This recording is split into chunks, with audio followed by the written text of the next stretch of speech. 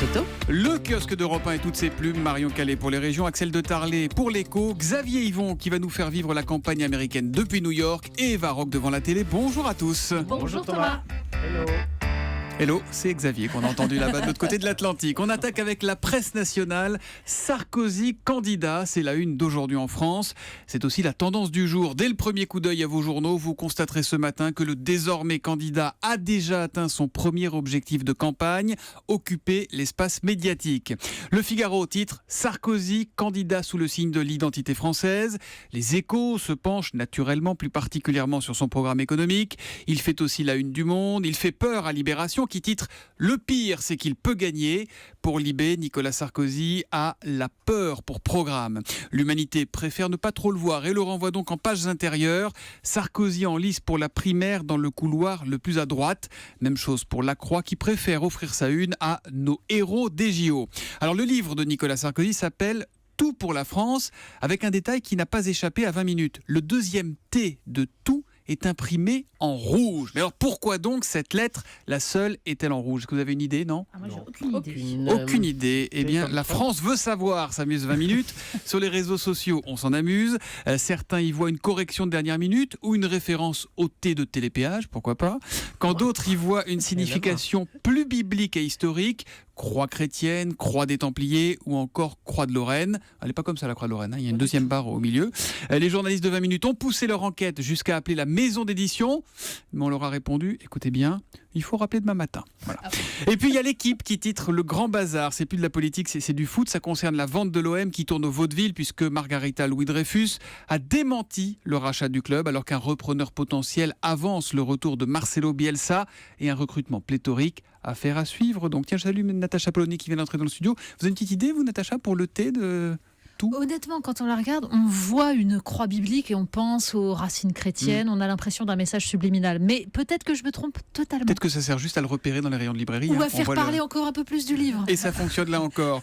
Marion Calais, 3-1 dans la presse quotidienne régionale avec là encore beaucoup de Nicolas Sarkozy. Et oui, il est partout, comme dans l'Est républicain, avec ce titre, Nicolas Sarkozy en prose combat, un livre-programme et un premier meeting dès jeudi. Dans l'Alsace, une sale bestiole à la une, le moustique tigre. Il a été repéré dans le Haut-Rhin pour la 3e fois, où il est désormais considéré comme installé. Là, pour le coup, c'est un thé rouge, hein, le moustique tigre. Dans les Pyrénées-Atlantiques, un acte de vandalisme qui va coûter cher. En fin de semaine dernière, 180 panneaux routiers ont été recouverts de peinture et selon la République des Pyrénées, bien la facture pourrait avoisiner le 1 million d'euros pour le département. L'histoire du jour, Marion, ressemble à une invraisemblable erreur médicale et c'est dans la Voix du Nord. Ou comment un homme de 85 ans, en bonne santé selon sa famille, termine à l'hôpital, en réanimation, intubé, ventilé, perfusé avec des poumons qui ne fonctionnent plus. L'histoire débute mi-août. Au cours d'un repas, Roland avale de travers. À partir de là, l'octogénaire ne peut plus parler. Il ne s'alimente plus, il ne boit plus. Sa famille est persuadée qu'il a avalé son dentier. Mais personne, aucun médecin pendant 6 jours ne voudra l'entendre. À l'hôpital de Cambrai, d'abord le soir même, le médecin évoque une fausse route et un début d'Alzheimer puisqu'il ne parle plus. Au centre hospitalier de Dunkerque ensuite, malgré les demandes de la famille, le personnel opte pour une radio des poumons plutôt que pour une radio de la gorge. Malgré les demandes de la famille. Malgré les demandes de la famille. Il faudra le retour du médecin de service, le retour de vacances pour que la radio soit effectuée. Le dentier est alors effectivement retrouvé dans les cordes vocales, sauf qu'entre-temps, l'homme a dépéri. On nous a dit que c'était la fin, soupire la famille, qui demande, dans la Voix du Nord, que l'hôpital de Dunkerque reconnaisse ses erreurs. Une enquête interne doit être lancée aujourd'hui. Voilà, on va suivre ça de près. Je crois que l'hôpital n'a pas voulu répondre pour l'instant à la Voix du Nord. Donc Eux évoquent en tout cas pour l'instant la nécessité d'enquêter et de rechercher plus avant le comportement du personnel hospitalier. Axel de Tarlet, le salaire des nounous augmente cette saison et c'est à lire dans le Figaro, Axel. Voilà, combien payez-vous une babysitter, hein, 1 heure pour faire garder vos enfants si vous allez au cinéma ou si vous allez à un dîner, à votre avis, c'est combien ? Si vous la prenez qu'1 heure au cinéma, vous voyez pas tout le film. Ouais, voilà. Alors 2 heures divisées par 2, ça fait 1 heure de babysitter. Selon le site Youpies, qui est un site de réservation de nounous de babysitter, c'est 8,76 €. Alors évidemment, il y a des différences selon les villes. À Paris, c'est plus cher. Je vois Natacha Polony, vous payez grassement votre babysitter. Alors je vous rappelle, quand on prend une babysitter, que théoriquement, il faut payer les charges. Ah bah Il y oui. a peu de gens qui le font. Et vous savez que si vous payez les charges, c'est 2 fois plus cher. C'est 15,20 €. Alors en fait, ceux qui payent les charges, ce sont ceux qui le font de façon régulière, donc en fait qui ont une nounou la journée parce qu'ils vont travailler, qui ont une nounou et non plus un babysitter. Alors quand vous avez une nounou, 15,20 €, c'est très cher. Du coup, le gouvernement a fait un petit coup de pouce depuis le 1er décembre. Il a rajouté une petite ristourne, ce qui fait que maintenant, ça n'est plus que 14,20 €.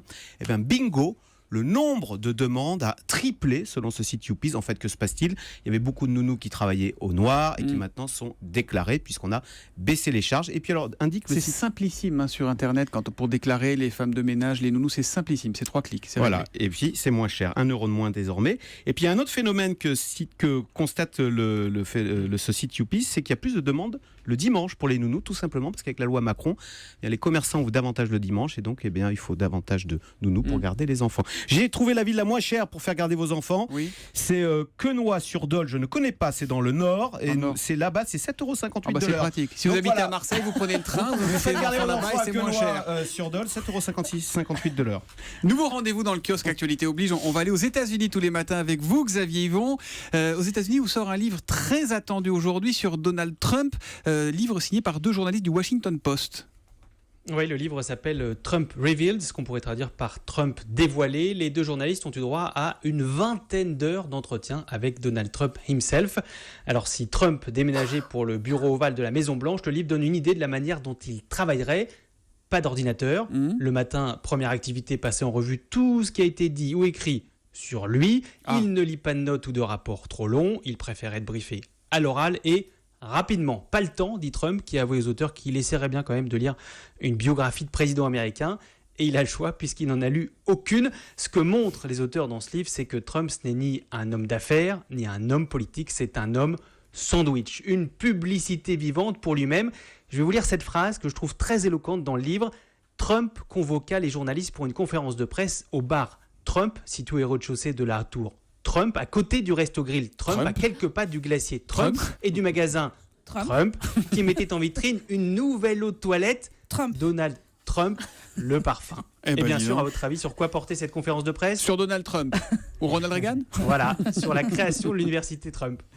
Ce qui fait dire au quotidien USA Today que, sauf à être déjà totalement fan, tout électeur qui lira ce livre, il trouvera matière à bien réfléchir avant de voter. Attendez, et l'intéressé Donald Trump, donc, il réagit comment, Xavier ?